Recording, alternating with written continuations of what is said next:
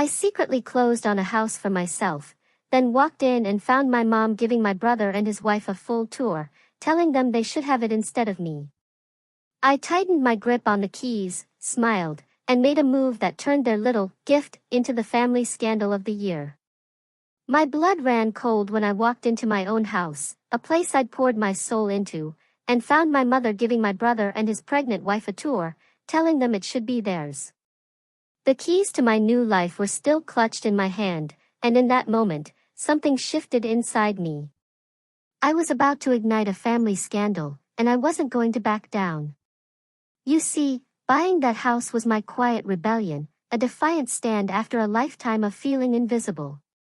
I never planned to keep it a secret forever, but when no one ever really bothers to ask about your life, that silence, it just becomes a habit.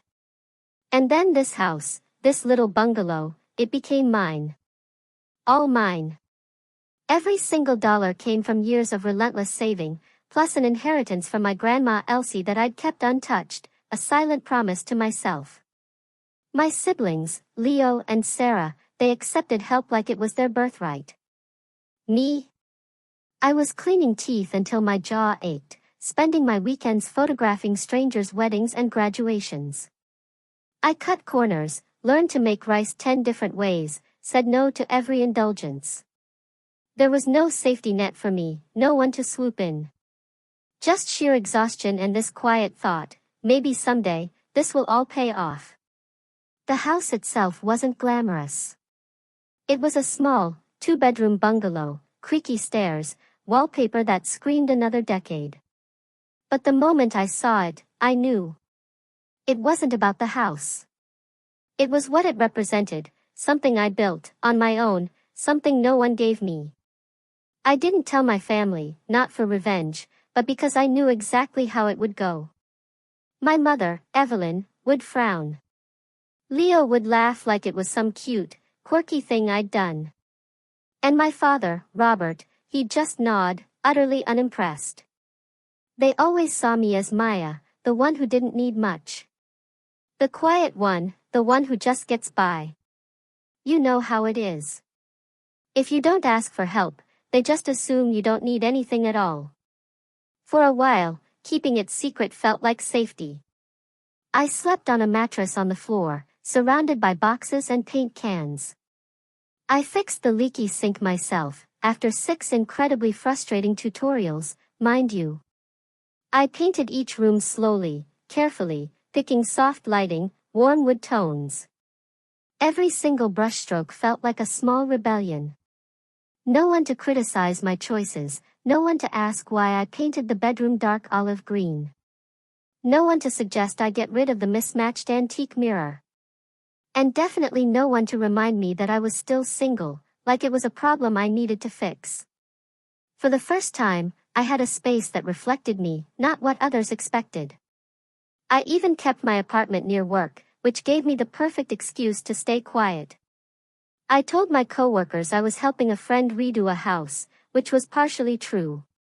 The friend was me. The house was mine. My secret.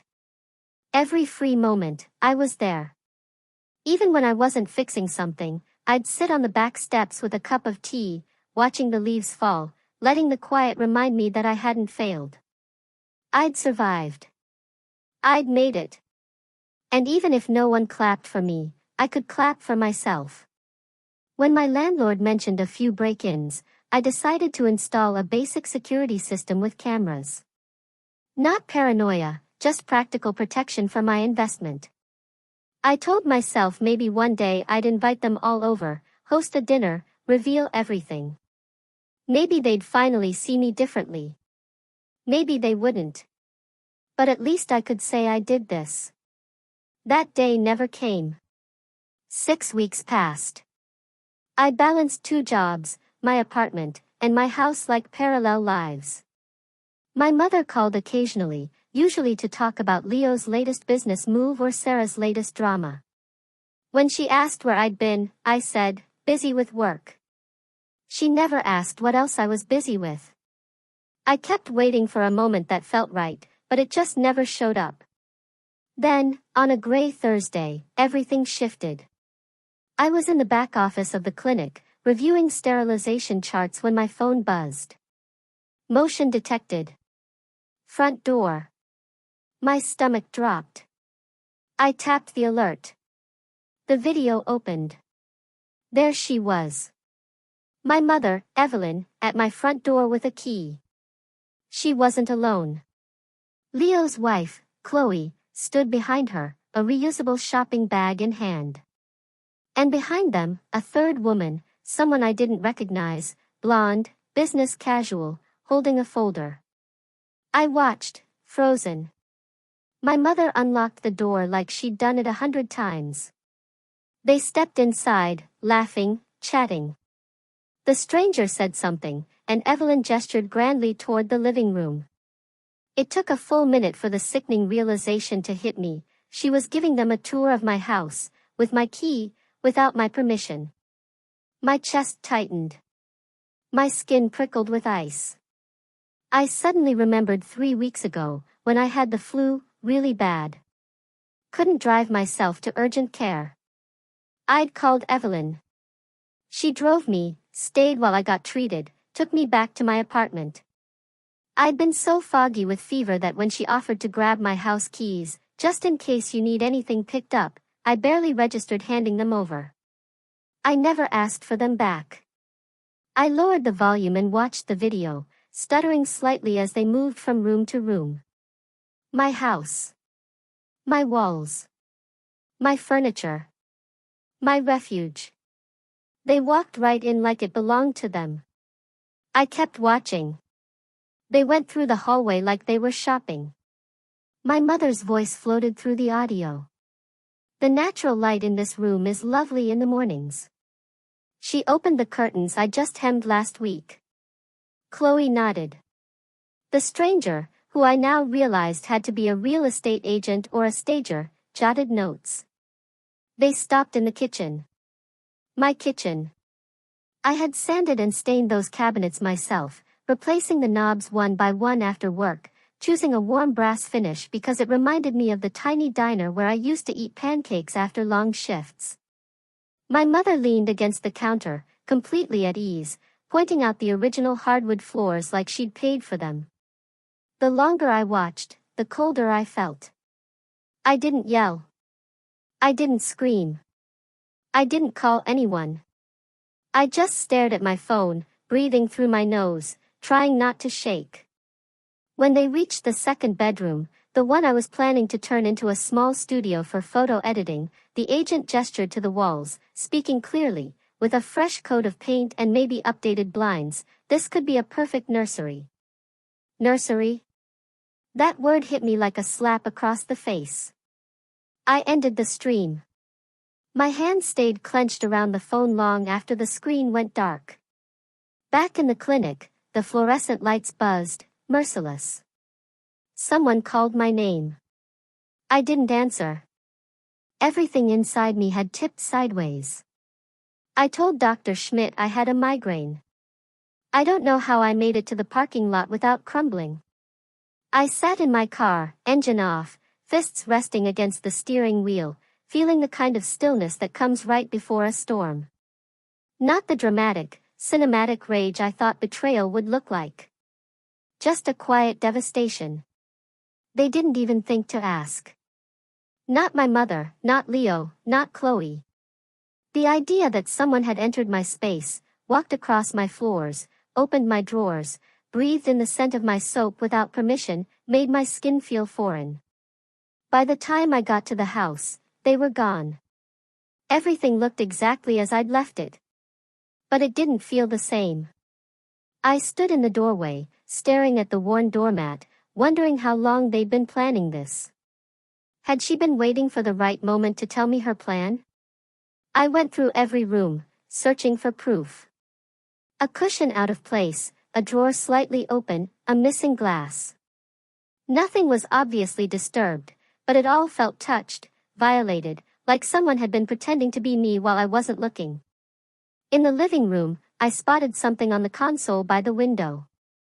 A piece of paper, folded neatly. I picked it up. It was Evelyn's handwriting, slanted, purposeful, in blue pen on the back of a grocery store receipt, "This place is far too big for you. Think about what's really practical. You'll understand one day." No greeting, no signature, no apology. Just that. My throat tightened. I stood there, note in hand, and realized she didn't see it as mine. None of them did. In their eyes, I was just borrowing time, holding on to something until someone more deserving, someone with a husband, maybe a baby, could take over. I slept at my apartment that night, not because it was closer to work, but because I couldn't stomach being inside walls that had been trespassed. The next morning, I skipped my shift and drove straight to the house. I parked across the street, watching.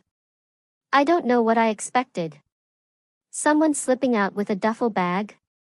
A "for sale" sign on the lawn? Nothing happened, just silence. I texted Evelyn 4 words, "I need my key back." She replied 20 minutes later, "I still have it from when you were sick. You shouldn't be out there alone so much. We're just looking out for you." Looking out for me? I didn't answer. I couldn't. I sat on the floor, legs pulled to my chest, and stared at the blank wall I hadn't decided how to decorate yet. There had been so many moments I'd wanted to share with someone. How proud I felt the first time I fixed a leaky faucet. How warm the kitchen looked at dusk. How soft the bedroom was when it rained. But not like this. Not as a transaction, not as a gift to be reassigned. Later that evening, I checked the camera history. There was one other entry I hadn't seen, for days earlier, my mother alone, walking through with a measuring tape.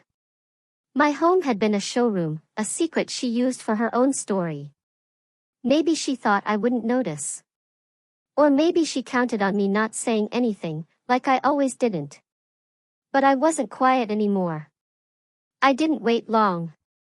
The next morning, I sat at my apartment's kitchen table, the note still folded in my pocket. My phone was on speaker. The screen lit up with her name. It rang twice before she answered. "You're up early," she said, her voice light, like we were just picking a brunch spot. "I saw the camera footage," I said, flatly. There was a pause. Not long, just enough for her to decide how she'd play it. "Oh," she said. "I figured you might eventually. You used a key I gave you for an emergency. You entered my house without permission. You brought people with you and you left a note." A sigh.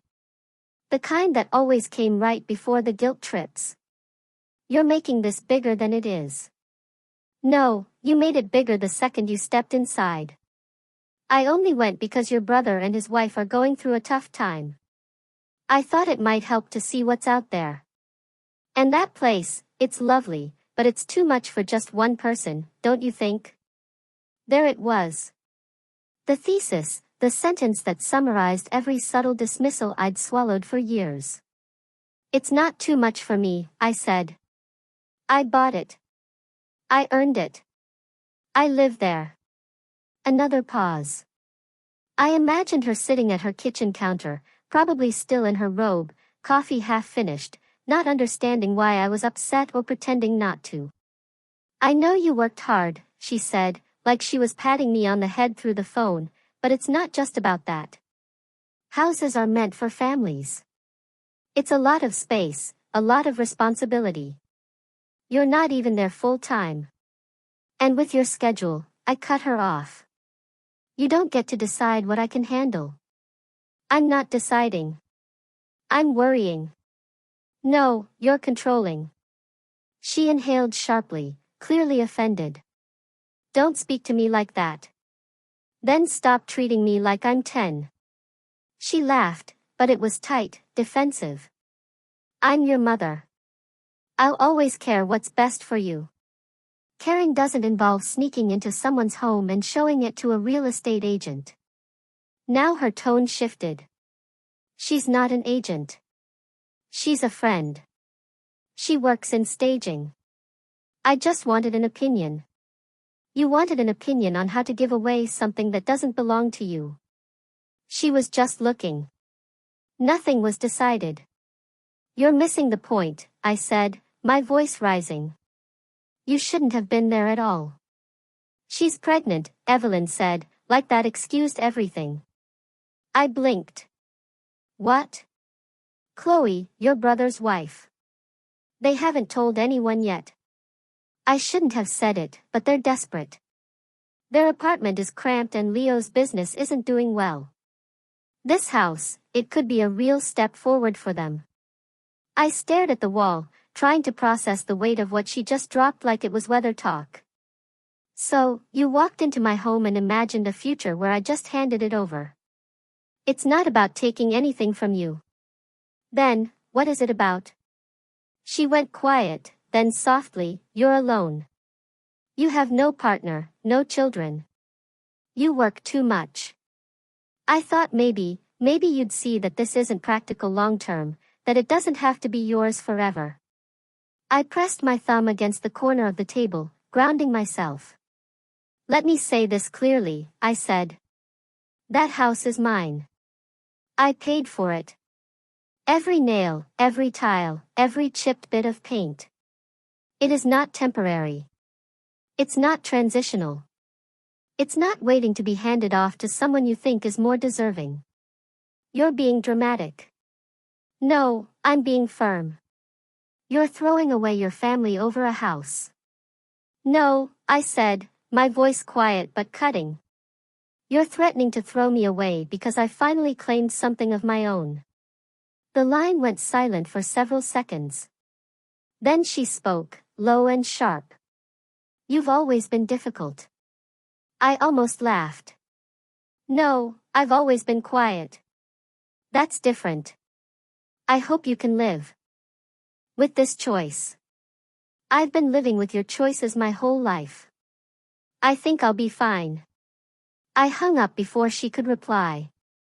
My hands were shaking, but I felt strangely calm. The kind of calm that only comes after a storm you didn't start, but you finished. I expected an explosion afterward. Messages, calls, accusations. But there was nothing. Hours passed, then a day, then two. Not even Leo reached out. For a moment, I wondered if I'd gone too far, if I should have been softer. But then I pictured Evelyn standing in my hallway with a stranger, smiling like she owned the place, like I was just someone who got in the way. No. That door needed to be closed. This time, by me. I booked the locksmith the next morning. No hesitation, no second guessing. I didn't even wait for the weekend. I called from the back of the dental clinic during lunch, chewing on a protein bar while holding the phone between my shoulder and cheek. The woman on the line said she could have someone there by noon the next day. I told her I'd take off work.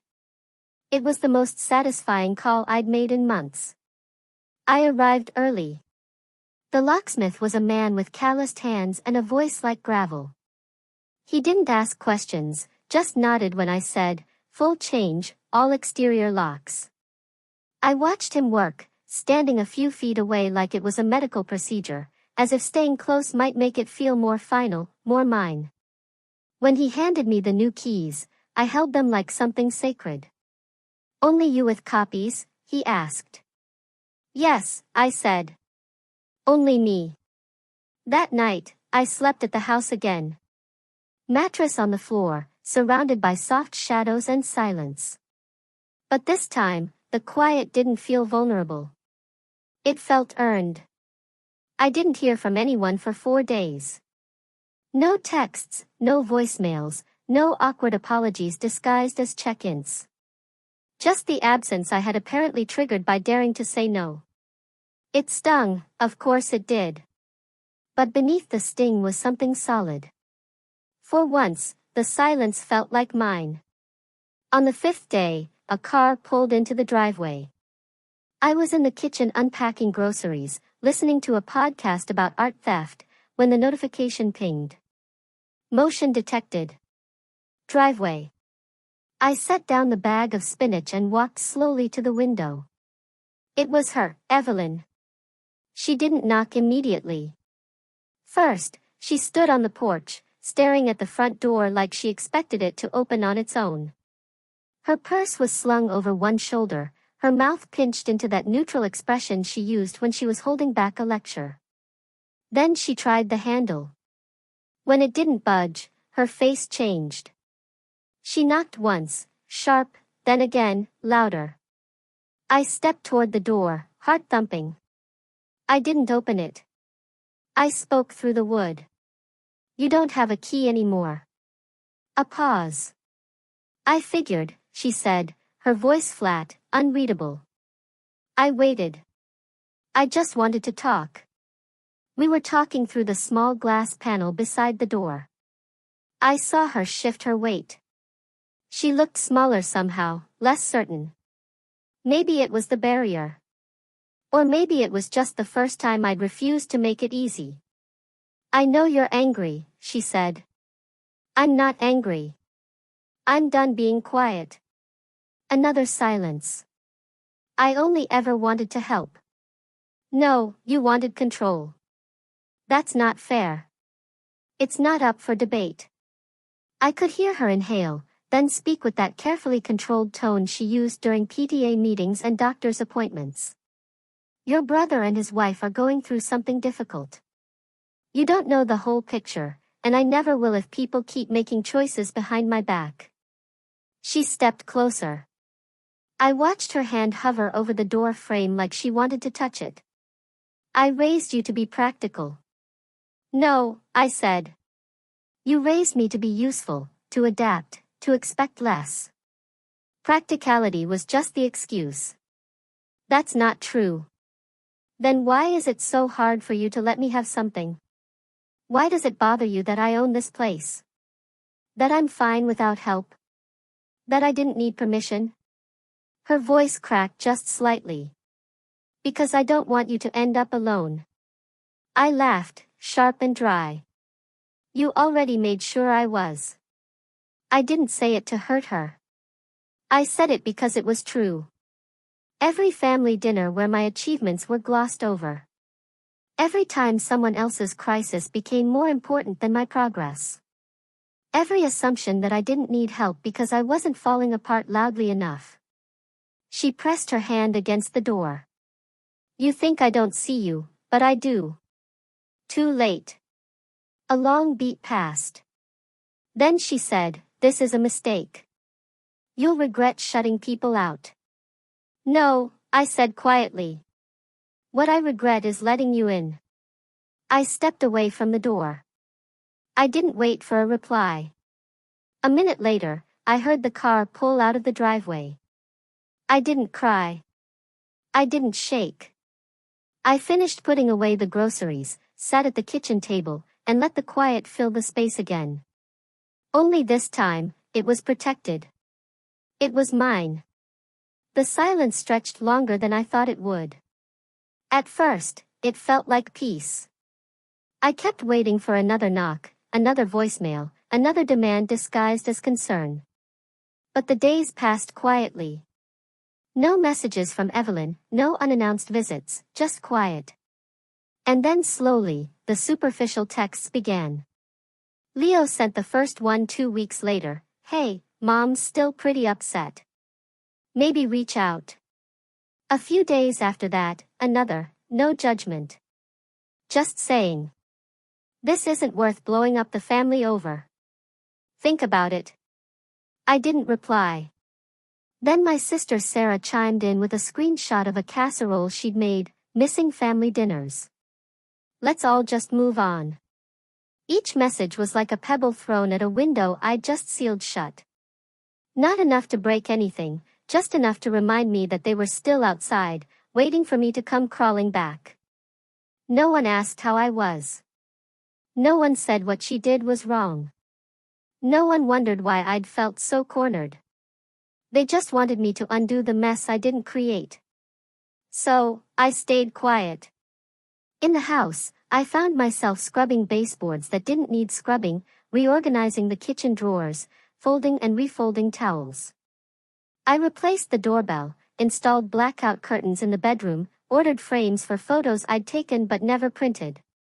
I hung them in the hallway, sunrises, foggy streets, stray cats, images that felt like proof of a life I had built without applause. Some days I felt proud.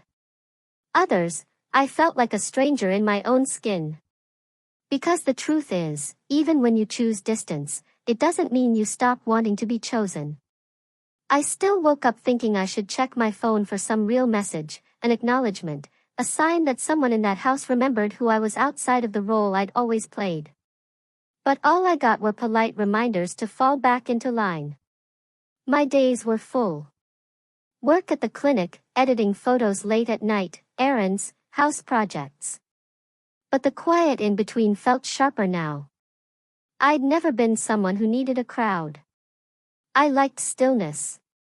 But this stillness wasn't soft. It echoed. Sometimes I caught myself rehearsing conversations out loud, imagining what I'd say if they actually apologized. What I'd say if they didn't. What I'd do if my mother showed up again. I never landed on anything satisfying. One night, after a long day photographing a couple who couldn't stop bickering between poses, I came home and stood in the living room for a long time without turning on the lights. The house was silent, dim, familiar. And for the first time, it felt heavy.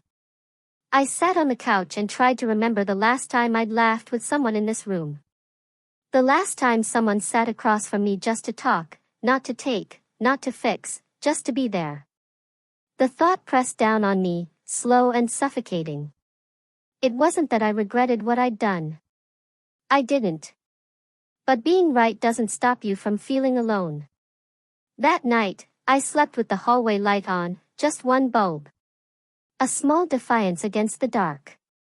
In the morning, I made strong coffee, pulled on a hoodie, and took my camera into the yard. The garden bed was half prepped, soil turned over, but no plants yet. I knelt and started removing weeds by hand, one by one, fingers cold in the morning air. It wasn't about the weeds. It was about taking control of what I could. The house had become my mirror, strong, unfinished, marked by effort. But even mirrors need light to reflect anything at all. I was beginning to realize I couldn't do everything in isolation. Not forever. But I didn't want false connection either. If someone was going to step inside this house again, it had to be someone who saw me, not someone who looked past me to imagine what I could be traded for. The texts from my siblings stopped after I didn't respond for a week. I didn't miss them exactly. I missed what they could have been, what we could have been, if they'd ever truly made space for me to be more than the one who keeps quiet, who makes do, who disappears when convenient. I started sleeping full-time at the house after my apartment lease ended. One night, as I sat on the back steps sipping tea, the air turned brisk and sharp. I looked up and watched the sky shift. The moon was nearly full. I whispered into the dark, "You're not crazy for wanting more." It felt strange at first, then steady. I said it again, louder this time. "You're not crazy for wanting more." And for once, the silence that answered didn't hurt. It agreed. Then Elena, my closest friend, showed up on a Thursday, 3 weeks later, unannounced, holding a grocery bag in one arm and a bottle of red wine in the other.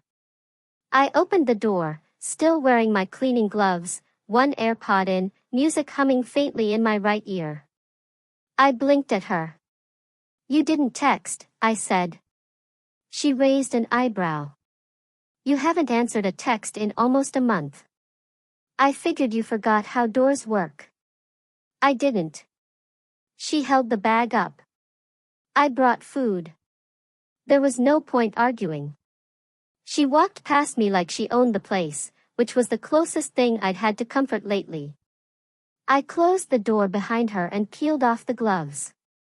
In the kitchen, she started unpacking. Crackers, soft cheese, grates, a container of something warm that smelled like roasted garlic.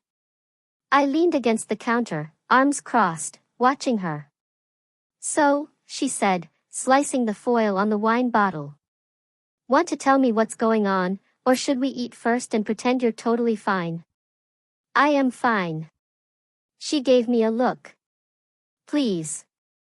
I've known you since before you knew what concealer was. You're not fine. I sighed, ran a hand through my hair, and grabbed 2 glasses. We sat at the small table by the window, the one I'd sanded and stained myself, the legs still a little uneven. She poured the wine, pushed a napkin toward me, and waited. They found out about the house, I finally said. My mom let herself in, gave a tour, left a note telling me to think practically. Her eyes widened. Wait, she came inside? How did she have a key? I gave it to her when I was sick last month. Forgot to ask for it back. She set her glass down harder than necessary. That's insane. I know. And then what? I confronted her. She said the house was too much for someone single. She was showing it to my brother and his wife. They're expecting. Her face twisted. So, she was just repurposing your life. I nodded. Exactly. She leaned back in her chair, staring at me like I was an unsolved puzzle. And what did you do? I changed the locks, stopped responding, told her she crossed a line. That's not just a line, she said. That's your entire boundary smashed with a crowbar. I let the silence settle between us, broken only by the faint creak of the walls and the ticking clock above the sink. Do you regret it? She asked quietly. What? The house? No. Standing up to them? I took a sip of wine and stared at the grain in the table. Sometimes I wonder if it was worth the silence, but then I remember how she looked when she walked through my door like it was hers. And I know I couldn't stay quiet this time. She nodded slowly. You shouldn't have to. But I did for years. And they liked it that way. She tore a piece of bread and dipped it into the container. I get it, really, but is this it? Is this what you wanted? A house that no one visits? A family that won't talk to you unless you apologize? It's what I needed. I was tired of shrinking to make room for everyone else. She met my eyes. And now that you've expanded, is there room for anyone else? The question hit me harder than I expected. I swallowed. I don't know. She tilted her head. You don't have to be either invisible or untouchable. There's space in between. I don't know if they deserve that space. They probably don't, she said, not missing a beat. But you do. You deserve connection. Real connection, not the kind that comes with conditions or keys made behind your back. I looked around the kitchen, the lighting I'd chosen, the walls I'd painted, the silence I'd curated so carefully. I wanted this to be mine, I said, without needing anyone's permission. It is yours, she said. But ownership doesn't mean isolation. I didn't respond. We finished eating in silence, not uncomfortable, just full of thoughts. Afterward, we moved to the couch. She curled her legs under her, sipping the last of the wine. I sat beside her, feet flat on the rug, hands resting on my knees. You're strong, she said gently.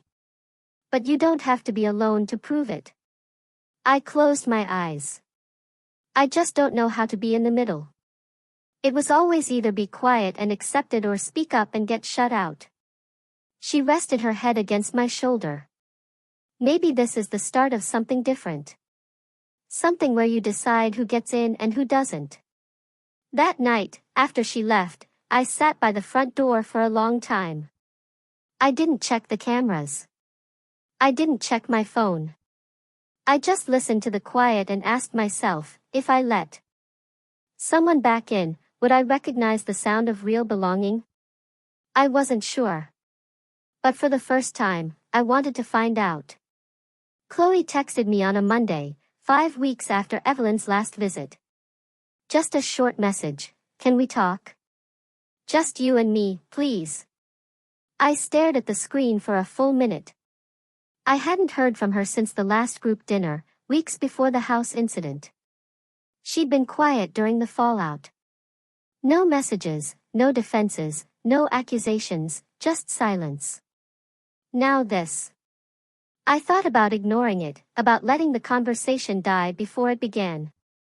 But something in the phrasing, "just you and me," landed differently. I replied, "Tomorrow, 5 at the house." She showed up right on time.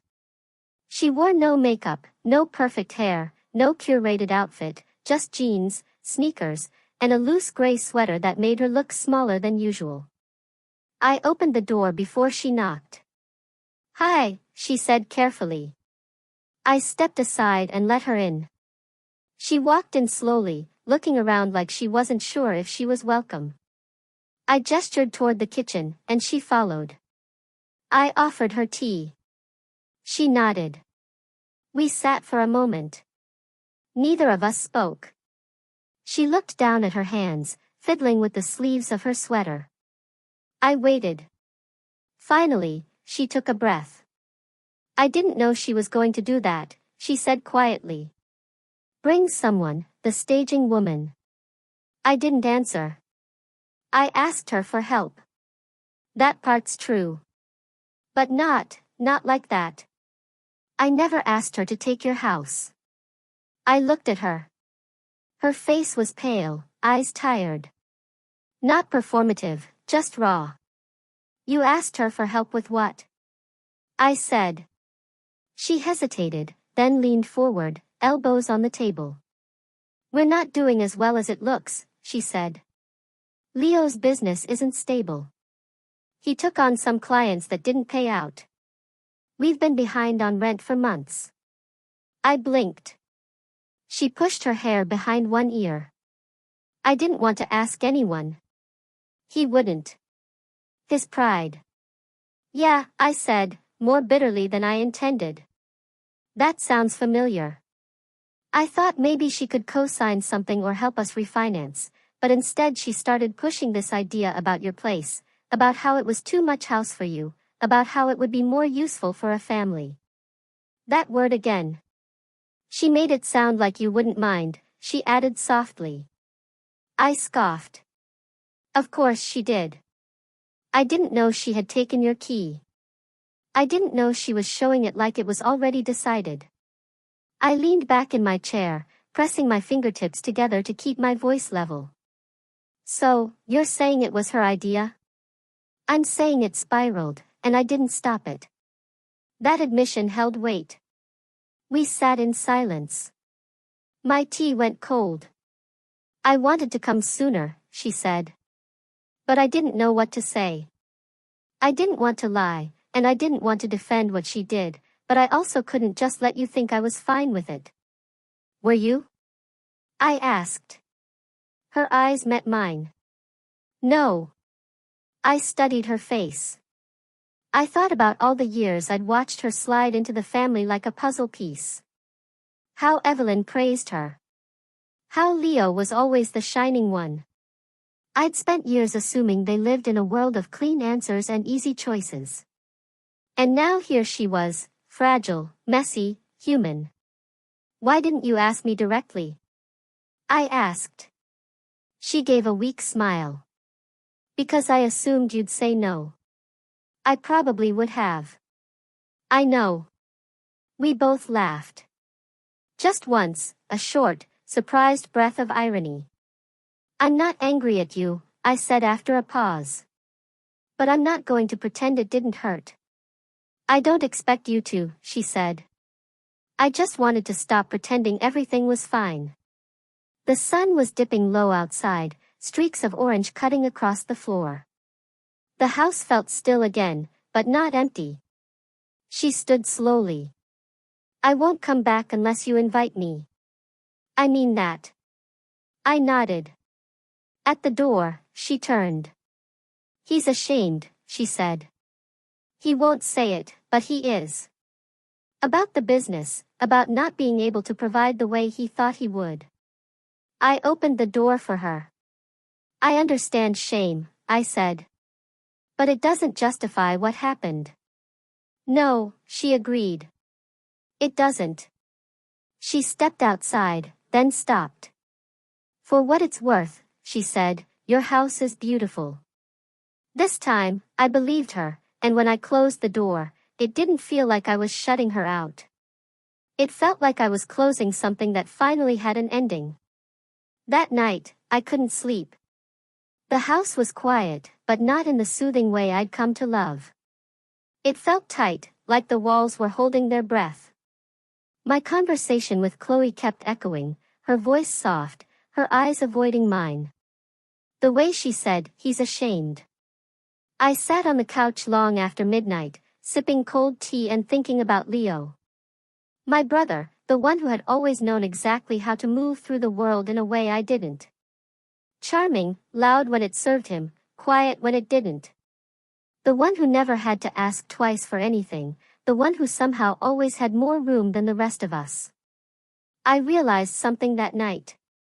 I had spent so long resenting how easily he received things that I never stopped to wonder what he might be hiding behind that ease. It didn't make what happened right, but it made it harder to flatten him into a villain. Still, that didn't mean I wanted to forgive. It just meant I couldn't ignore the nuance anymore. The next morning, I walked into the second bedroom, my almost studio, and stood in the middle of the floor. The pale light was soft and even, just the way I'd imagined when I first painted the walls. I stared at the space, thinking about how close I came to losing it without even realizing it. They had never seen me as permanent. That's what stung. Not just that they wanted the house, but that they thought I'd step aside, that I'd quietly move out like I'd always moved out of the way of conflict, of attention, of inheritance. And Evelyn. God, it hit me then in a way it hadn't before. She probably thought she was helping. Twisted as it was, she didn't think she was stealing. She thought she was correcting a mistake. A house in my name felt like a misplacement of resources to her, something unnatural, something to be fixed before it got out of hand. I sat on the floor and leaned against the wall, knees pulled up, forehead resting on my arms. This was the part no one talks about when they say boundaries are empowering. The part where you finally get what you want and then realize how much you lost along the way. The house was safe now.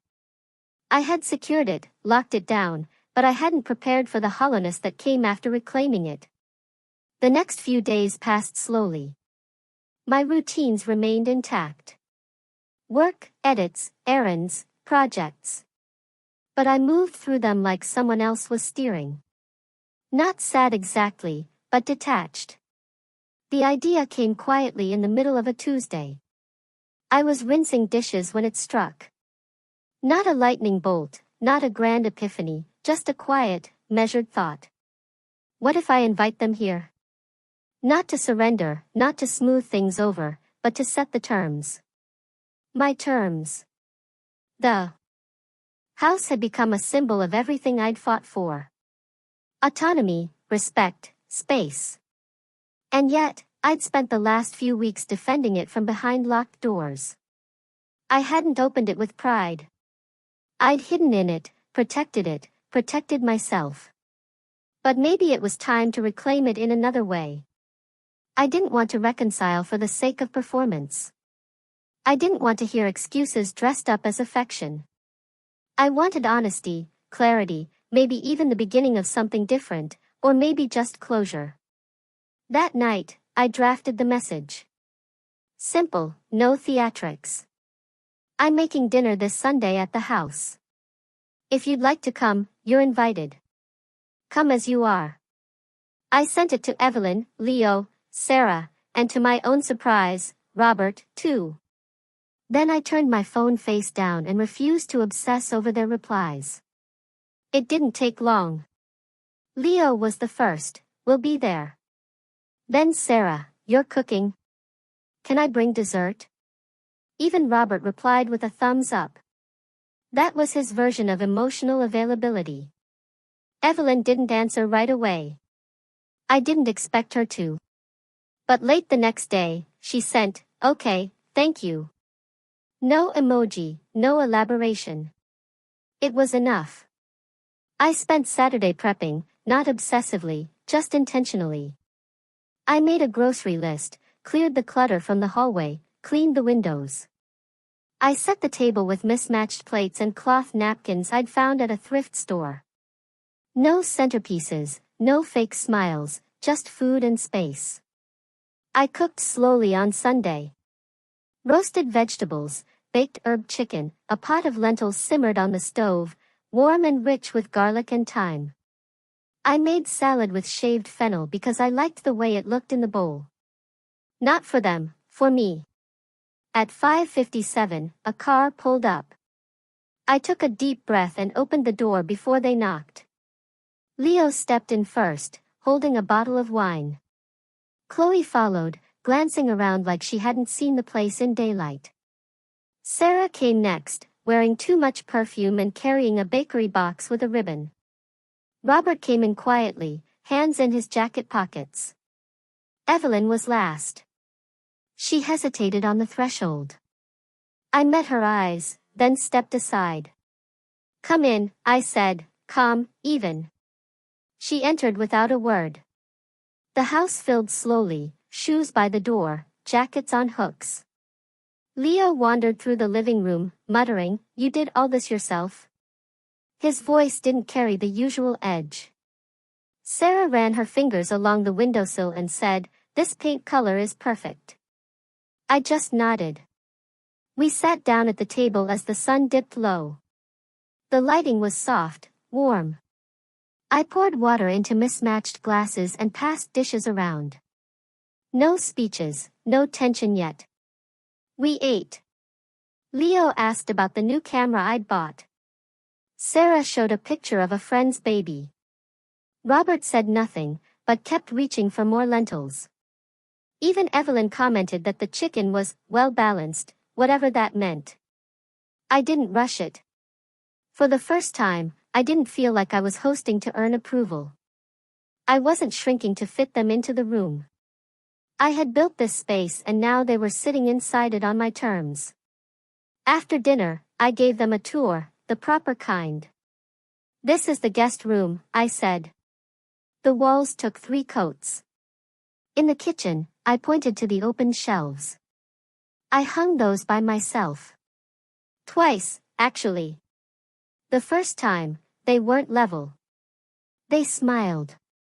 They nodded. No one interrupted. No one tried to correct me. In the bedroom, Sarah whispered, "It feels so calm here." "It is," I said. At the end of the tour, we returned to the living room. Chloe offered to help with dishes. I declined. I wanted to do it alone later, on my time. They stayed for a while, longer than I expected. No one brought up the incident. No one apologized, but there was a shift. Small, undeniable, a soft recognition in the air. When they stood to leave, Evelyn lingered near the door. She looked at me, not over me. Her expression was unreadable, but her voice was low. "You've made something beautiful." I nodded. "Thank you." She opened her mouth like she might say more, but then she just squeezed my hand once lightly and walked out. I stood at the door for a long moment after it closed. Not because I was unsure, but because I wasn't. They had come. They had seen. And I had remained whole. After everyone left, I cleaned the kitchen slowly, methodically. The dishes clinked softly in the sink. The leftover wine sat open on the counter, catching the last light from the window. It hadn't been perfect. No one had fallen to their knees apologizing.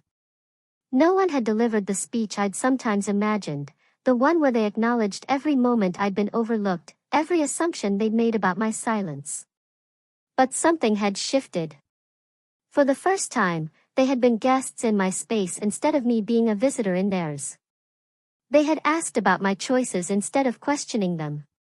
They had seen what I'd built instead of focusing on what they thought I lacked. It was a beginning. Maybe not the one I dreamed of, but one I could work with. The house felt different afterward. Still mine, but not defensive anymore. Like it had exhaled. Over the following weeks, the texts started again, but they were different now. Sarah sent a photo of a sunset from her apartment balcony. Made me think of your dining room lighting. Leo forwarded an article about small business photography trends. Thought you might find this interesting. Even Evelyn texted once, how is the garden coming along? Small gestures, nothing dramatic, but consistent in a way that felt intentional rather than obligatory. I didn't respond to every message immediately. I wasn't performing gratitude or rushing to rebuild what had been broken, but I didn't ignore them either. I was learning something new, that I could engage without disappearing. That I could set boundaries without building walls. That family could be something I participated in rather than something that happened to me. It would take time, maybe a long time. Trust doesn't rebuild overnight, and patterns that took years to form don't dissolve with a single dinner. But for the first time in my life, I felt like I had a choice in how this story continued. And that choice was mine to make, on my terms, in my house, where I belonged.